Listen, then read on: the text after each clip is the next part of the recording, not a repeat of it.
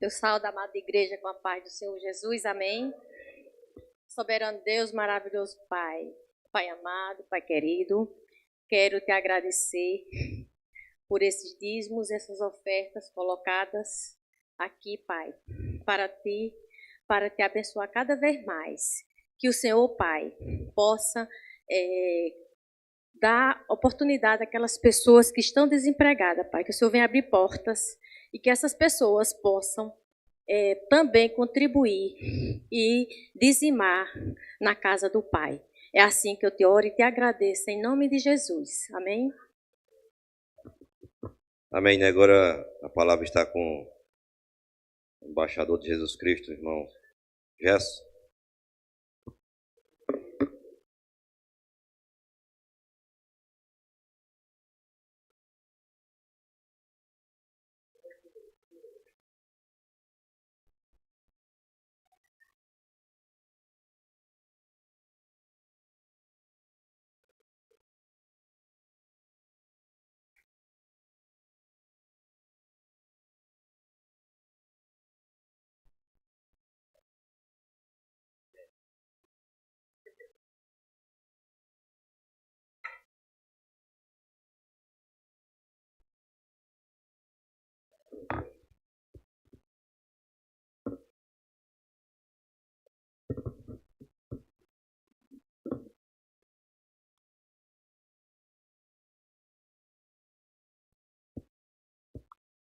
Amém. Saúde a todos com a graça e a paz do Senhor.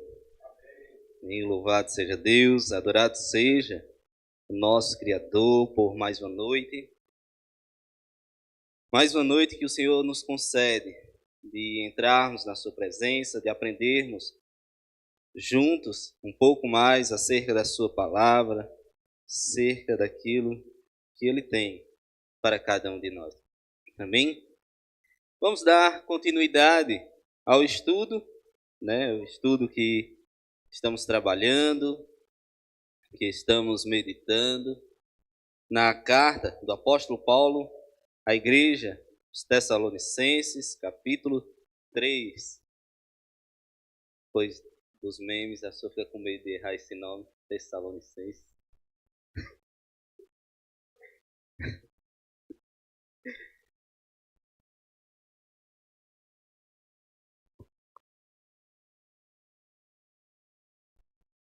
Tessalonicenses, capítulo 1 Tessalonicenses, capítulo 3. Leremos todo o capítulo, 1 ao 13. Obrigado. Vamos ler o texto que está aqui na tela. Amém? E aí, lemos juntos. Por isso, não podendo esperar mais, achamos por bem estar sozinhos na tenda. E enviamos Timóteo, nosso irmão, e ministro de Deus, e nosso cooperador no Evangelho de Cristo, para vos confortar e vos exortar acerca da vossa fé, para que ninguém se comova por estas tribulações, porque vós mesmos sabeis, para isso fomos ordenados. Pois estando ainda convosco, vos predizíamos que havia de ser afligidos, como sucedeu, e vós sabeis. Portanto, não podendo eu também esperar mais, mandei-o saber da vossa fé, temendo que o tentador vos tentasse, e o nosso trabalho viesse a ser inútil. Vindo, porém, agora Timóteo de vós para nós, e trazendo-nos boas novas,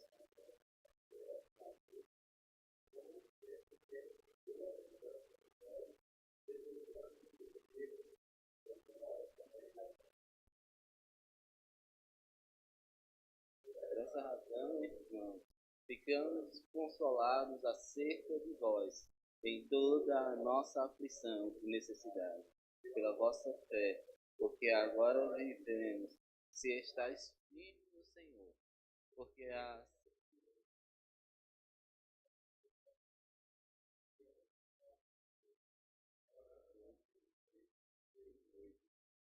possamos ver vosso Deus,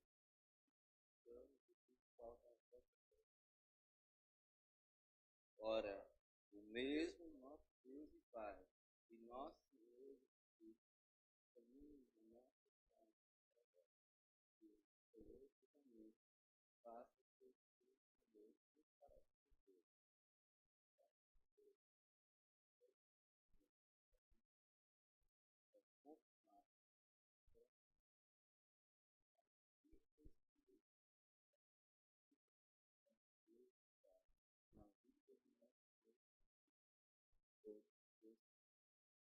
Amém. Louvado seja Deus. A igreja de Tessalônica, como nós já vimos nas lições passadas, nos estudos passados, ela foi plantada em uma atmosfera de tribulação e perseguição. Nós podemos ver, como diz lá no livro de Atos, capítulo 17, que está registrado, o momento em que Paulo funda, juntamente com seus colaboradores, essa igreja, enquanto ele foi perseguido naquele lugar, enquanto ele foi perseguido por causa do Evangelho. Pessoas foram alcançadas para Cristo. E quando pessoas têm a sua vida transformada, outras pessoas, elas sempre vão se incomodar. Sempre que alguém se entrega verdadeiramente ao Senhor Jesus Cristo, alguém vai sentir por essa conversão, positiva e negativamente. Assim como aconteceu lá em Éfeso. Nós podemos ver isso recentemente, estudando a carta de Efésios, né? Quando aquela mulher possessa, aquela mulher que era escrava de demônios e de pessoas, quando ela tem a sua vida transformada, aqueles os quais lucravam com a vida dela, o quanto eles se incomodaram e colocaram para correr os ministros de Deus. Assim também será na minha e na sua vida. Assim que começarmos e enquanto estivermos agindo de maneira que se baseia no Evangelho de Cristo. Pessoas que estão vivendo da maneira que o mundo guia se sentirão incomodadas, sentirão a nossa conversão, como disse, positiva e negativamente. Então, o tema que trabalharemos hoje é as marcas de um pastor de almas. Vamos ler juntos? As marcas de um pastor de almas. O tema é esse. Mas gostaria de expandir para todos nós. Não pensarmos que essa lição, esse estudo, falará tão somente de um pastor que é cuidadoso, e veremos algumas características do apóstolo Paulo como um pastor de almas.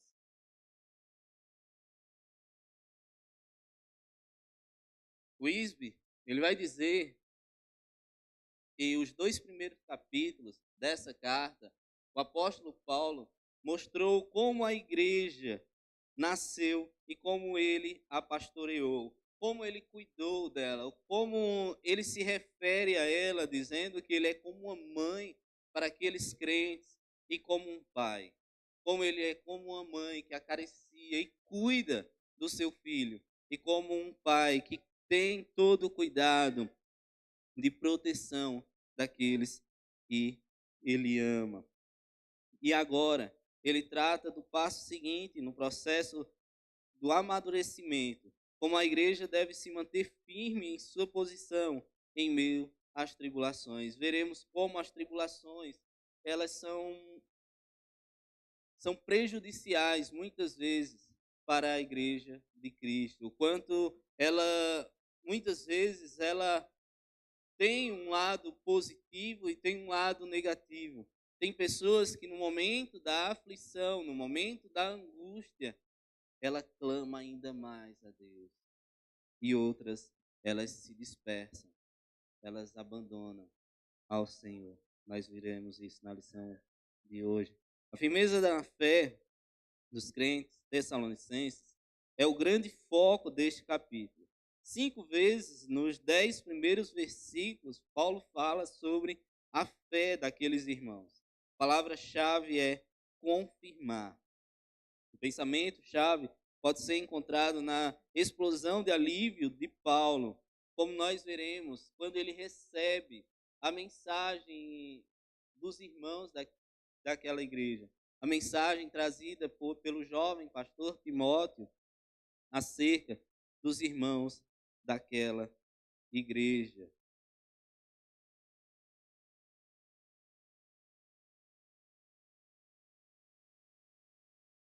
William Hendrickson ensina que este capítulo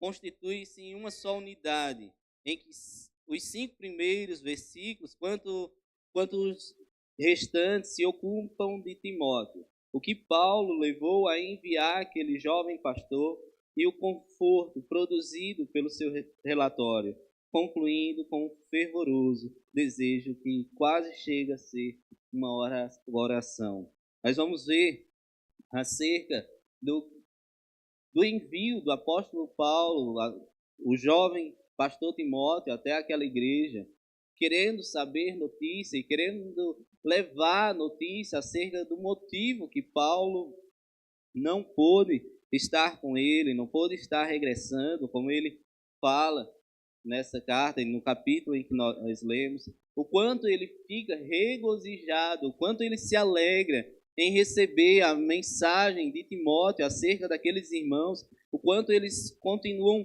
firmes na fé no nosso Senhor e Salvador Jesus Cristo, e como o apóstolo Paulo, ele ora pela vida daqueles irmãos. Champlin acrescenta que esses versículos do 1 ao 5 também têm um tom apologético, como quase toda a porção anterior desta epístola. Paulo fora criticado por sua aparente falta de interesse pelos crentes de Tessalônica, por não tê-los visitado de novo. Nesse capítulo, Paulo refuta seus críticos e demonstra seu amor pela igreja. Esse ponto é bastante relevante, pois o apóstolo Paulo estava sendo criticado acerca disso, acerca dessa ausência do apóstolo. Mas quando nós lemos no capítulo 17 do livro de Atos, nós vamos poder perceber que o apóstolo Paulo, ele teve que sair às pressas de Tessalônica por conta da perseguição. E os perseguidores que foram buscar o apóstolo Paulo e seus companheiros, eles não encontrando, levaram Jason, que estava a hospedar o apóstolo Paulo e seus colaboradores, levaram até as autoridades, forçaram-no a assinar um documento que deixava claro que o apóstolo Paulo não podia retornar àquela cidade para pregar o evangelho e logo em seguida ser solto mediante a fiança. Então o apóstolo Paulo explica acerca destas coisas. Então 3 fatos nesse capítulo ressaltam o coração de Paulo como pastor de almas. Em primeiro lugar, Paulo envia à igreja um consolador. Os versos do 1 ao 5 nós vamos poder observar. E em primeiro lugar, acerca deste ponto, o zelo do apóstolo. Paulo não era apenas um evangelista que ganha pessoas para Cristo, que tem o interesse de levar a mensagem até o povo e ali deixa, e ali abandona, e ali eles agora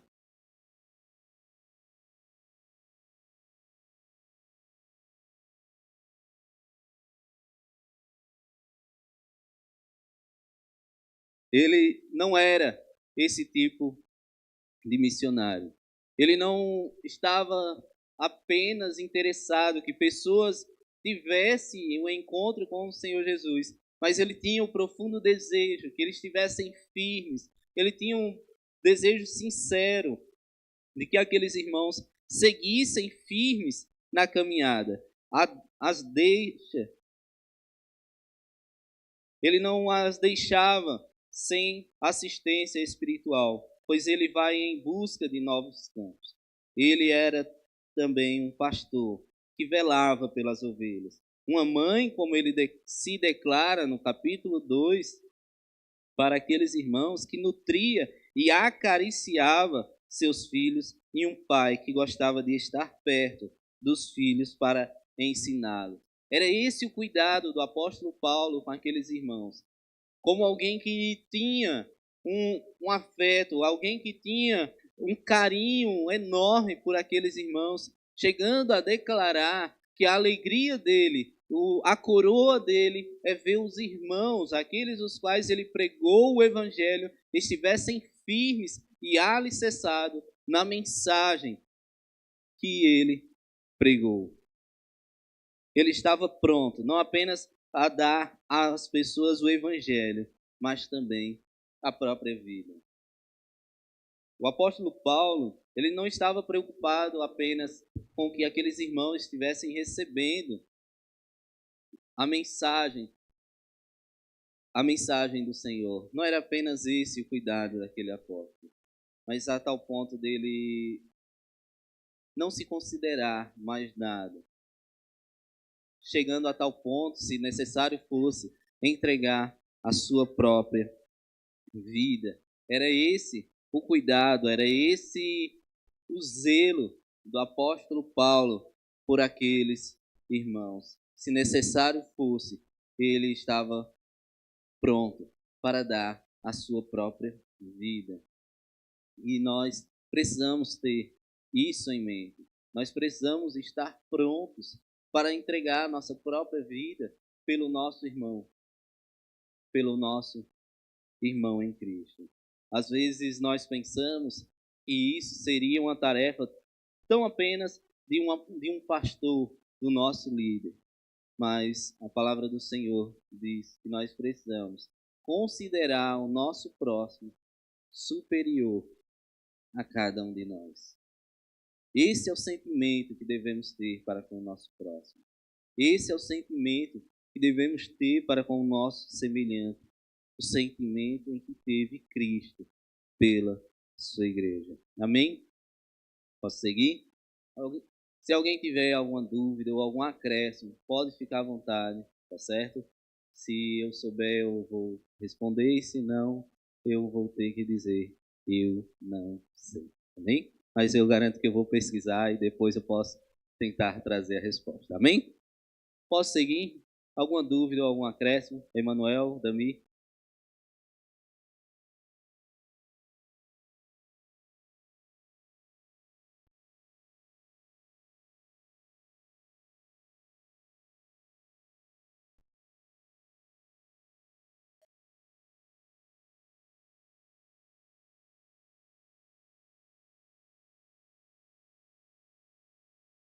Sem dúvida, né? Todos nós precisamos ter o mesmo sentimento em que teve Cristo pela sua igreja, pelo nosso próximo. Às vezes parece duro o discurso, parece romântico demais, né? Não tem ninguém com a peixeira apontando para Humberto e pedindo para eu escolher se é para derrubar ele ou eu. Mas a palavra do Senhor nos diz que devemos ter o mesmo sentimento pelo nosso próximo, aquele sentimento que teve Cristo pelo seu povo. Amém? Mas também o caráter de Timóteo. Nós podemos observar que o apóstolo Paulo aponta 3 características de Timóteo antes de enviá-lo a Tessalônica. Paulo o chama de nosso irmão. Ele era um obreiro crente. Esse é um ponto bastante importante de refletirmos acerca dele. Paulo chama de nosso irmão. Timóteo é denominado de irmão em 1 Coríntios, em Colossenses e no versículo 2. Ou seja, um companheiro crente, alguém que, pela graça soberana, pertence à família de Deus em Cristo. Timóteo não era um obreiro profissional, mas um crente fiel ao Senhor. Isso é muito interessante porque nos dias em que vivemos, os dias que estamos vivendo, temos observado que muitas vezes igrejas têm buscado seguir por esse caminho defeituoso, que é buscar profissionais na fé. Pessoas profissionalizam de tal forma as pessoas para cumprir um propósito, às vezes de um crescimento de uma igreja, mas algo não saudável. Me recordo de algo que alguém falou sobre um pastor, que ele disse que sentiu o desejo de virar um pastor porque todas as portas se fecharam diante dele, então ele viu que a vontade de Deus era que ele fosse um pastor. Mas muitas vezes não será assim, não é assim que o Senhor agirá com, com os seus servos, pois ele não quer que deixemos o resto, não quer que deixemos a sobra para ele. Ele quer que seja o primeiro, a primícia seja para ele. Não é porque minha vida não deu certo em X ou Y área, que aí sim eu vou ser um missionário, que eu vou ser um obreiro, eu vou ser um pastor. Não. O Senhor quer que seja o primeiro pensamento. Seja o primeiro pensamento. Antes de falar de seus dons e habilidades, Paulo acentua que ele é crente, ele é membro da família de Deus. Com isso, Paulo está dizendo que não podemos compartilhar com os outros aquilo que não temos. Não temos como compartilhar aquele que é a luz se nós não temos a luz. Não podemos compartilhar a salvação se nós ainda não a recebemos, se a gente ainda não a recebeu em nossa vida. Como eu anunciarei o evangelho de arrependimento se eu ainda não tive esse arrependimento? O apóstolo mostra, antes de falar sobre as qualidades daquele servo, daquele companheiro que estaria sendo enviado, ele fala que ele é uma pessoa crente.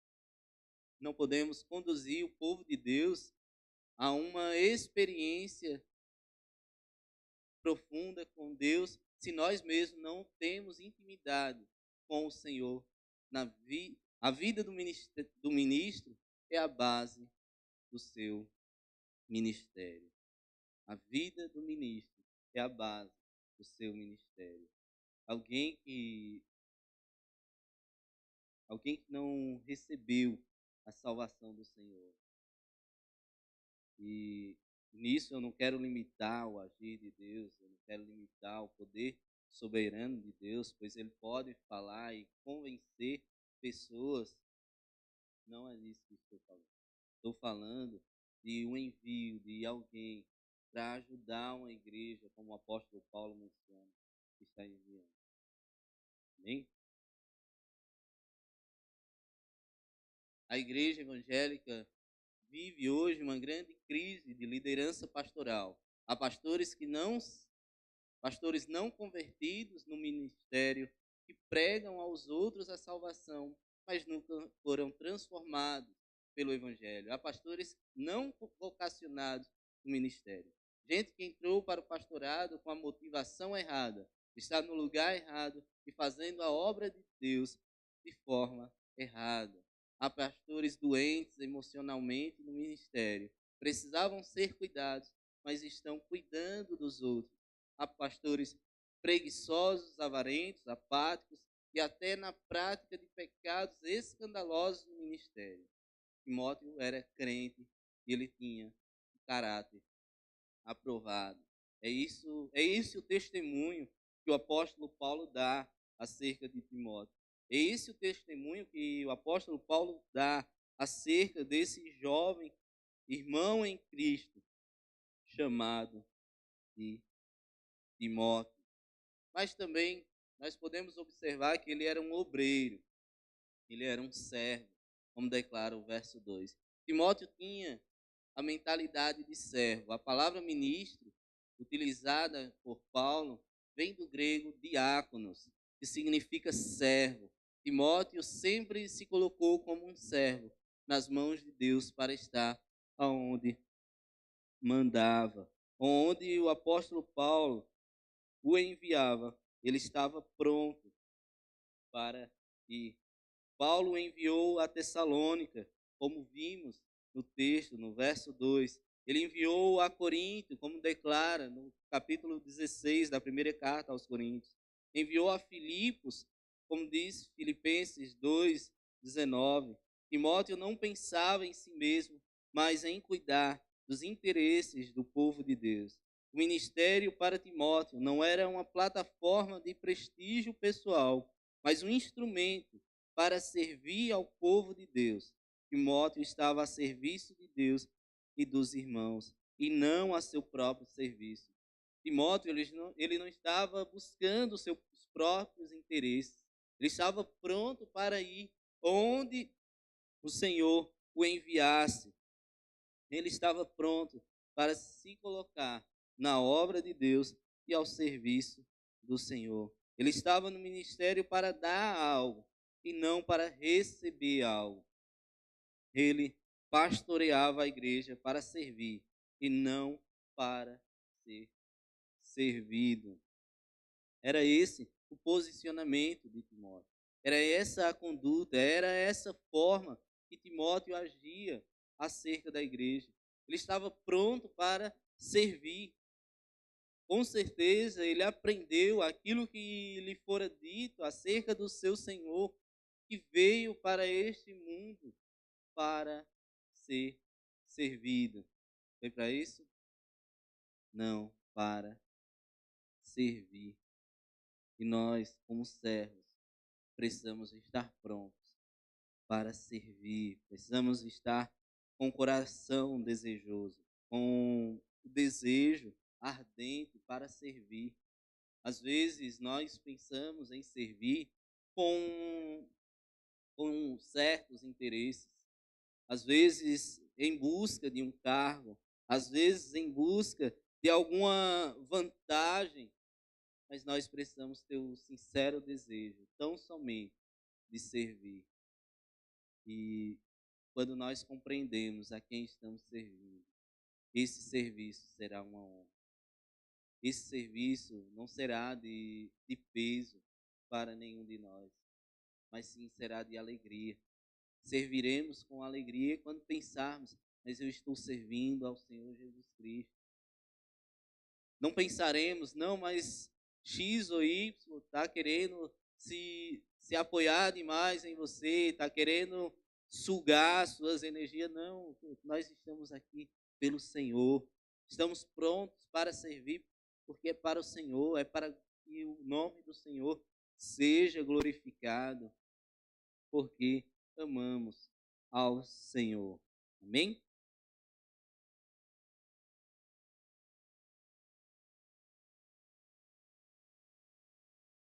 E ele também era um obreiro encorajador.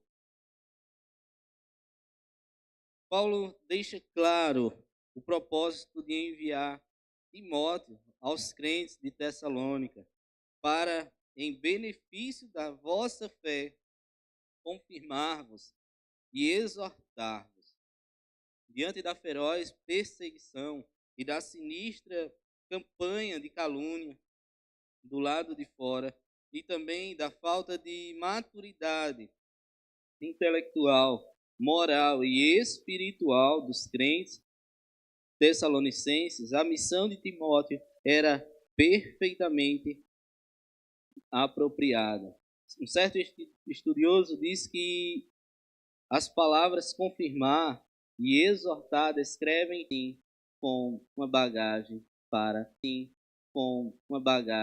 para conforto e para trazer paz no coração daqueles irmãos. Irmãos que tiveram tão pouco tempo na presença daquele que fundou aquela igreja, do apóstolo Paulo. Os estudiosos, alguns vão declarar que foram apenas aquelas poucas semanas que declara no livro de Atos, capítulo 17. Tão pouco tempo para uma igreja ser fundada e aqueles irmãos ter em si tão grande maturidade.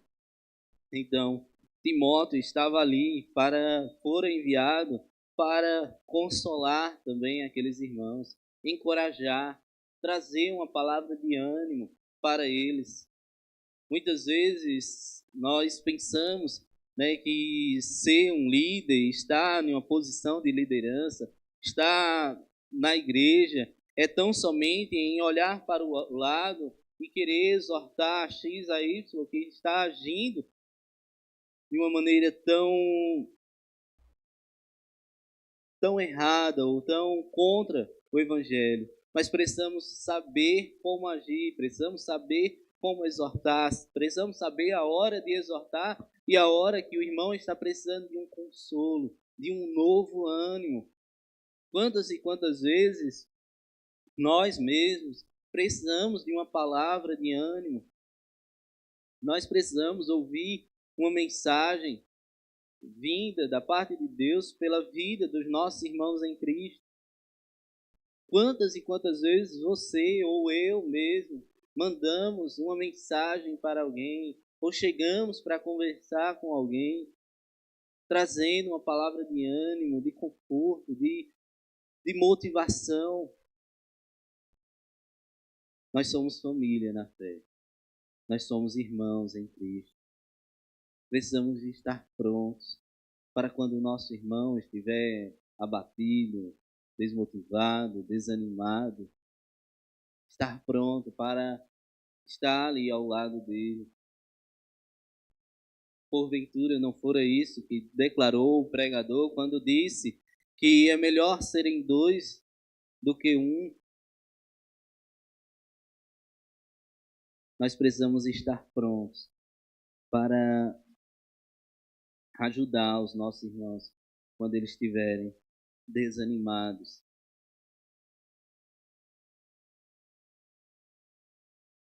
William Barclay disse que esse pensamento, dizendo que quando Paulo enviou Timóteo a Tessalônica, não era tanto para inspecionar a igreja, mas para prestar-lhe ajuda. A atitude não era de condenação de seus erros, mas de auxílio em suas deficiências. Aqueles irmãos, muitos deles estavam começando a caminhar para caminhos tortuosos, mas Paulo sabia o quanto eles careciam ainda de serem ajudados na sua fé, orientados à luz da palavra. Aqueles irmãos, eles estavam passando por atroz perseguição. O apóstolo Paulo foi expulso daquela cidade por pregar o evangelho. O quanto estava sendo difícil para aqueles irmãos anunciar as boas novas. O quão difícil estava sendo para eles falar do amor do Senhor Jesus Cristo, falar do plano maravilhoso de salvação de Deus para a humanidade. Então o apóstolo Paulo envia o jovem pastor Timóteo para que auxiliasse aqueles irmãos em suas deficiências, em suas dificuldades, nas suas fraquezas, naquilo que eles ainda careciam de orientação. Mas também as tribulações da igreja. E nós podemos observar que Paulo aborda 3 verdades sobre as tribulações que atingem a igreja. Em primeiro lugar, as tribulações fazem parte da agenda de Deus. Paulo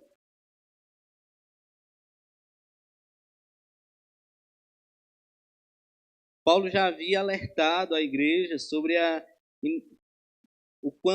como era inevitável as provações. Os crentes são perseguidos porque não são deste mundo. Eles são chamados do mundo, eles estão no mundo, mas não o pertencem. Eles não amam o mundo, não são amigos do mundo, não se conformam com o mundo. Por isso o mundo os odeia. Isso chama muito a nossa atenção. Isso chama muita atenção porque quando vemos, né, pessoas caçoarem do Evangelho, pessoas criticarem, fazerem piadas ou qualquer outra coisa, o quanto nós nos escandalizamos quando o ímpio faz tais coisas. Precisamos ter em mente que as pessoas vão fazer isso enquanto estivermos agindo conforme o Evangelho. Enquanto nós estivermos agindo conforme as Sagradas Escrituras, não espere receber aplauso do mundo. Não espere receber aplauso do mundo quando você disser para o mundo que o que é errado. Não importa quem diga o contrário, mas sempre continuará sendo errado. Quando você disser que as práticas que o mundo faz são erradas, não espere receber elogio ou que eles digam, não você está certo, isso aí é verdade. Muitos poucos vão trazer tal afirmação. Muitos poucos. Nós precisamos ter em mente que assim como o Senhor foi perseguido, assim como os profetas foram perseguidos, assim como os apóstolos foram perseguidos, quando nós agirmos conforme a palavra de Deus, nós também seremos. Nós também seremos perseguidos. Nós também seremos caluniados. As pessoas apontarão o dedo para cada um de nós, dirão que nós não amamos o próximo porque condenamos o erro. Eles tentarão, com unhas e dentes, nos perseguir, nos injuriar, nos caluniar. Mas não desanime, não se entristeça. Muito pelo contrário, exultem de alegria, pois bem-aventurados sois vós, quando pela causa do Evangelho, por amor de Jesus Cristo, vos perseguirem, vos injuriarem, vos caluniarem. Afinal, não foi o próprio Senhor Jesus que declarou tais palavras? Precisamos ter isso em mente. Amém? Alguém tem alguma dúvida ou acréscimo? Pode perguntar.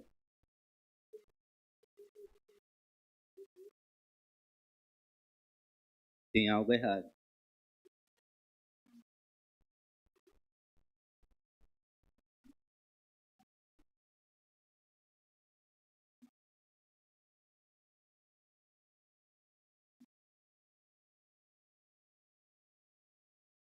Me recordo de uma história, e óbvio, pelo menos por ser tão engraçada, deve ser uma ilustração de um servo de Deus que ao ver que sua vida estava boa demais, que ninguém estava se importando, que ele era cristão e servo de Deus, ele começou a orar, mas Deus, as pessoas andam me aplaudindo, andam tão concordando comigo, tem alguma coisa de errado comigo, me mostra, me ajuda.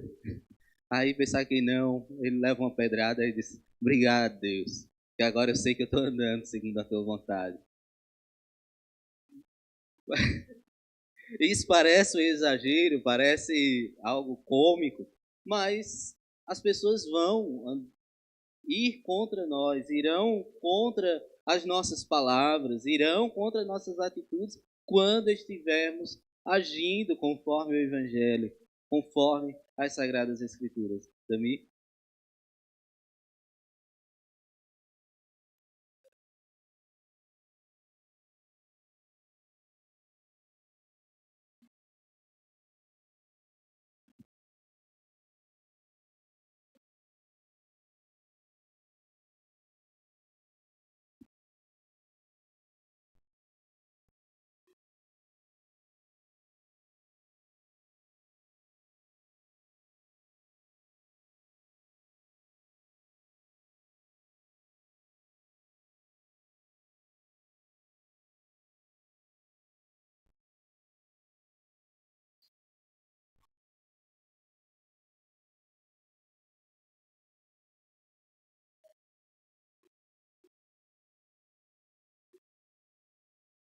Exatamente.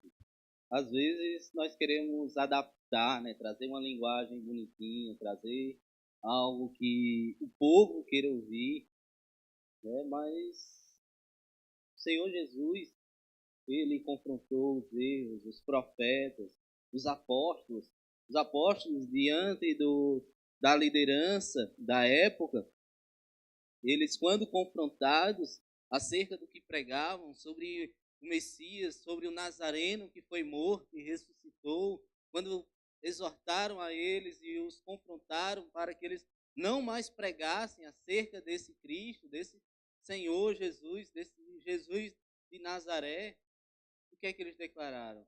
Importa que sirvamos aos homens do que a Deus. Foi isso?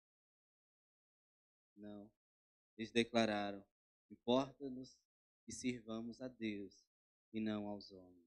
E eu acho maravilhoso a declaração de um dos líderes, que agora fugiu na mente, não sei se foi Gamaliel, que se levanta e declara para os líderes, não me recordo certamente se foi ele, mas ele declara para os outros líderes que ainda estavam tentando corrigir os apóstolos, ele diz o quê? Ele olha para aqueles líderes enfurecidos contra os apóstolos e diz: precisamos ter cuidado, pois se esses homens vierem da parte de homens falsos e mentirosos, eles logo perecerão. Mas se eles vierem da parte de Deus, será como se nós estivéssemos lutando contra o próprio Deus. Essa foi a declaração daquele religioso, daquele homem, né, inspirado pelo Senhor para defender os apóstolos. E assim nós precisamos ter em mente que nós não estamos pelo nosso nome, nós não brigamos pela verdade porque nós achamos bonitinha a verdade, porque desse jeito ou daquele não, mas porque nós sabemos que é fidedigno às Sagradas Escrituras, que é aquilo que o Senhor falou, então estamos debaixo das ordens do Senhor.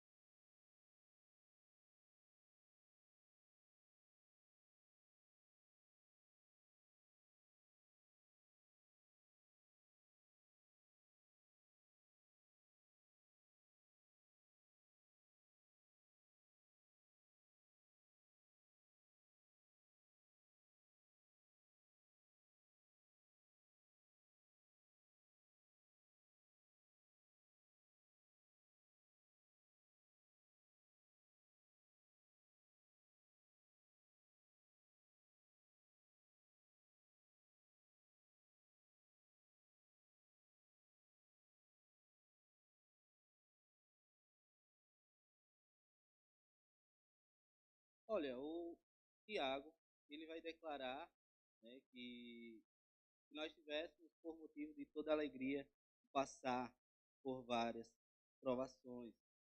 Então, essas tribulações, elas de certa forma fazem parte, né, de um plano, um propósito de Deus. Porque as provações, elas não vêm aleatórias. As provações produzem perseverança, produz uma série de... nos faz mais maduros. Parece clichê, mas alguém já disse que o mar calmo não faz um marinheiro experiente. Nós vivemos, né, em uma sociedade em que, de certa forma, não somos perseguidos, de certa forma, certo? Existem alguns tipos de perseguições, algumas, mas não como no tempo dos apóstolos. Mas elas ocorrem, elas são inevitáveis, porque não andamos como o mundo anda, não falamos como o mundo fala, não agimos como o mundo age. Então, Deus vai permitir provação, tribulação na nossa vida.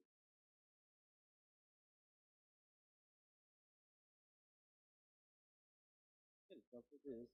Já que nada passa além daquilo que Deus permite, então estaria nesse sentido.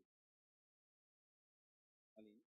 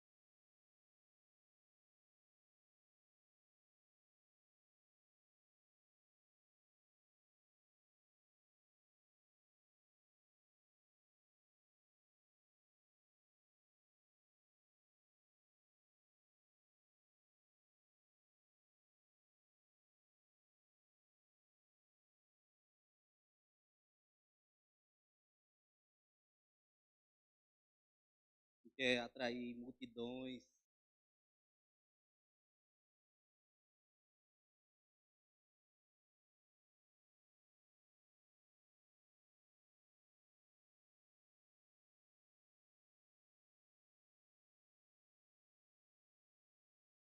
Você.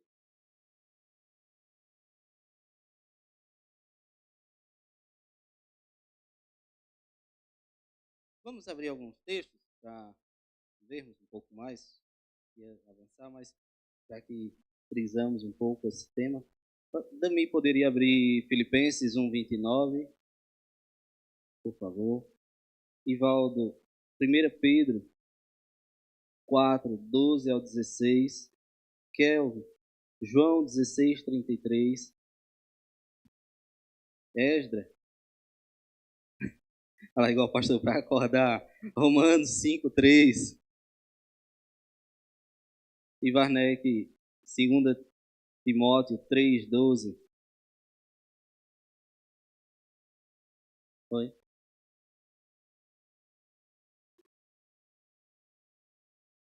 Ah, 16. Quem vai ler? 1 Pedro, Ivaldo. Tu foi Filipenses, não foi? No 29?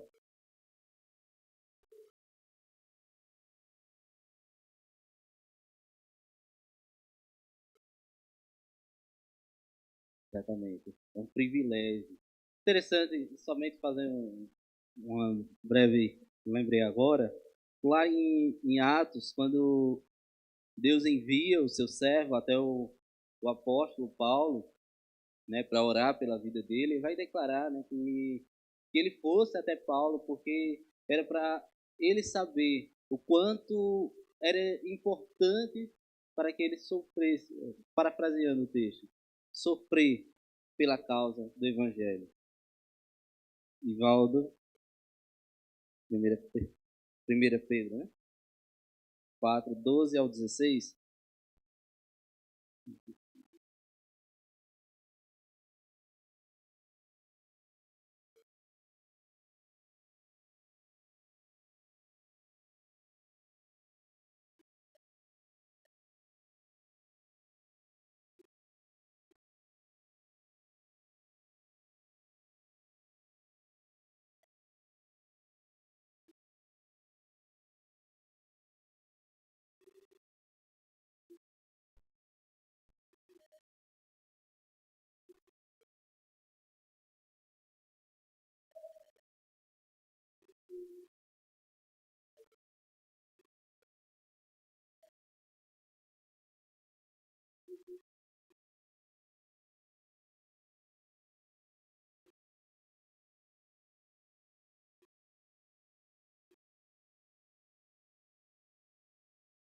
Amém. Que o cristão não se espante, né, quando o sofrimento bater a porta, mas como algo natural da vida, algo que já esperamos que possa acontecer com qualquer um de nós, considerar parte normal da nossa vida cristã. Esdra,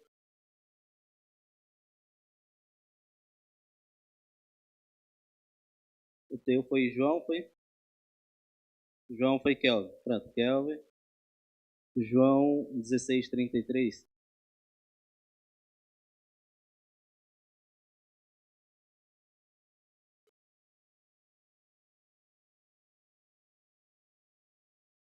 Para que tenhamos paz. E logo em seguida diz, nós temos com Romanos 5:3.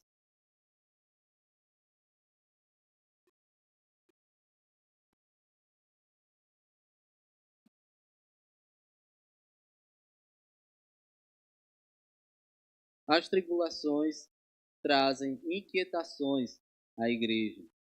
Verso 3. Quando a igreja deixa de olhar a vida na perspectiva de Deus, ela fica inquieta, perturbada e desanimada nas tribulações. O verbo grego, traduzido aqui como inquietar, é raro e sua interpretação, segundo o comentário de Hernandes, causou dificuldades aos comentaristas antigos. Era usado desde os tempos de Homero para referir-se ao abanar do rabo de um cachorro. Eu costumo dizer que aos jovens que muitas vezes o nosso adversário ele não virá até nós como naqueles filmes de terror. Não tem aquelas imagens, aquelas caricaturas demoníacas que se nós vêssemos, nós dava um pé de carreira que a chinela batia no traseiro. Não tem. Mas muitas vezes, e na maioria delas, o que acontecerá é que ele virá em boa aparência. Virá em uma bela forma, com palavras doces, agradáveis, com palavras que agradarão aos nossos ouvidos, que nos fará se alegrar, acreditando que aquilo é a verdade, que nós merecemos aquilo. Não, mas você se guardar em santidade, o que é que você vai ter com isso? O que é que você vai ganhar com isso? Essa cantada do nosso adversário já atraiu o coração de muita gente. Atraiu o coração de Eva lá no jardim, quando declarou que ela tinha direito a mais, que ela podia ser até como o próprio Deus. Atraiu o coração de tantos e tantos homens e mulheres de Deus que se deixaram ser encantados pela lisonja do adversário. O inimigo atacou a igreja de Tessalônica de várias maneiras, como podemos observar a seguir. Atacou a igreja espalhando mentiras e boatos acerca de Paulo. Os inimigos da igreja tentaram macular a imagem de Paulo, colocando como um aproveitador, mercenário. Paulo se defende por saber que se os acusadores tivessem êxito manchando o nome dele, mancharia a autoridade, a relevância de sua mensagem. Ele sabia, o apóstolo Paulo luta constantemente em suas cartas, defendendo o seu apostolado, defendendo a sua autoridade que não foi dada pela parte de homens, não porque ele queria ser maior, não, eu sou um apóstolo e ninguém me tira isso porque eu sou, e acabou. Não, ele defendia o seu apostolado, porque se manchassem o nome do pregador, mancharia a sua mensagem, a sua pregação. Então, o apóstolo Paulo luta e se defende por conta disso. Atacou a igreja através do vergonhoso tratamento dado ao apóstolo e aos novos crentes. Atacou a igreja confrontando face a face os crentes e opondo-se à sua fé, ameaçando-os se eles falassem no nome do Senhor Jesus Cristo. Depois vocês deem uma lida lá em Atos 17, a fundação dessa igreja de Tessalônica. Eles ameaçaram que eles não pregassem mais acerca do Senhor Jesus Cristo. E o apóstolo Paulo foge daquele lugar e atacou a igreja por meio de agressão física. Atacou a igreja usando a lei e a autoridade civil contra a igreja, caso ela continuasse a adorar e falar sobre Cristo. Porém, apesar de todos esses ataques e perseguições, a igreja permaneceu firme na fé. Apesar da perseguição, apesar de todos os ataques do adversário, eles permaneceram firmes. Eles permaneceram inabaláveis naquele o qual os chamou, naquele o qual os salvou. Eles se mantiveram firmes. E nós veremos e deixarei, por conta do horário, os próximos pontos, para ver se na próxima lição, no próximo estudo, mas eles permaneceram firmes na fé do Senhor Jesus. Aqueles irmãos, a aflição que eles tiveram, as tribulações que eles enfrentaram, não pôde fazer com que eles desanimassem, mas também as tribulações trazem sérios riscos à causa do Evangelho. Paulo envia Timóteo para fortalecer a igreja por causa do seu temor de que o tentador vos provasse e se tornasse inútil o trabalho deles, como declara o verso 5, a segunda parte. O ministério é um combate contínuo e sem pausa. Há uma interferência sem trégua das forças espirituais do mal contra a igreja e não podemos fechar os olhos a essa realidade. O tentador não tira férias, não descansa nem dorme. Ele está a todo tempo e em todo lugar com seus agentes malignos, tramando, tentando, perseguindo e colocando ciladas no caminho do povo de Deus para derrubá-lo. Ele está à espreita, ele está ao derredor, ele está em constante trabalho árduo para tentar derrubar o povo de Deus, para tentar derrubar aqueles o qual o Senhor chamou para si, aqueles que lutam e andam contra os padrões desse mundo. Ele age diuturnamente para tentar nos fazer cair, nos fazer desanimar, nos fazer desistir do ministério, do chamado, daquilo qual o Senhor nos chamou para fazer. É isso que o nosso adversário tem tentado fazer. A igreja, o ministério é um combate contínuo e sem pausa nenhuma.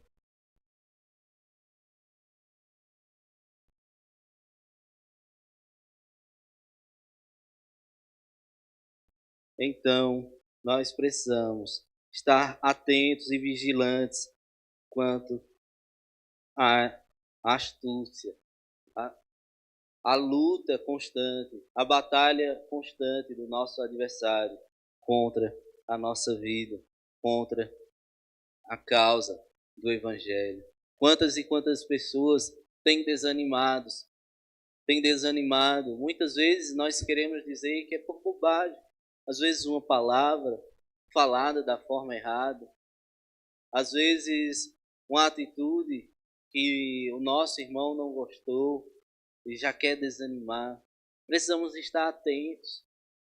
Precisamos estar atentos com o nosso adversário.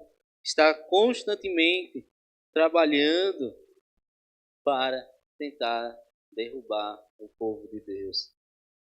E quando eu li aqui que o adversário não tira férias, só lembrei do pastor Neto, que aí vai dizer que é por isso que a vida dele é um inferno.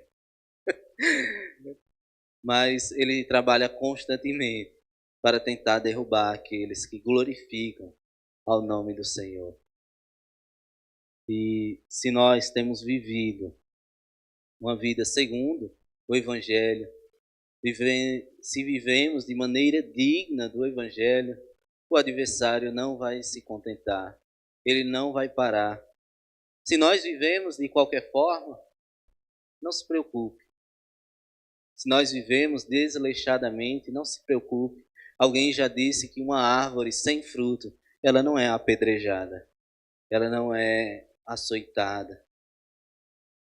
Mas se temos vivido aos padrões do Senhor, se temos buscado viver de maneira digna do Evangelho, não nos assombremos quando o adversário vier até nós, vier nos tentar. Mas ao nosso alcance está o clamor a Deus, a oração, o pedido a Deus para que nos ajude, que nos mantenha firme em seus caminhos. Amém? Eu vou parar por aqui por conta do horário, mas alguém tem alguma dúvida ou algum acréscimo a respeito do assunto? Não? Dami?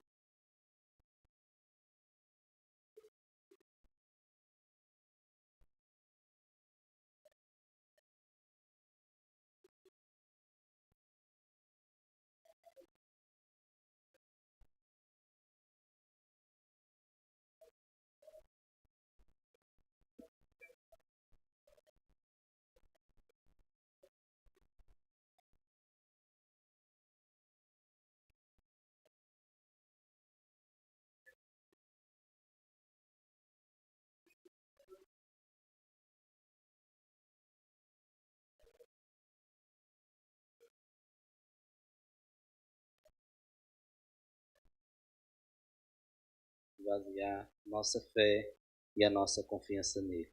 Amém? Que Deus em Cristo nos ajude a constantemente clamarmos a Ele que pode nos ajudar dia após dia. Assim como declara na oração dominical, livra-nos do mal. Somente Ele pode nos livrar. Amém?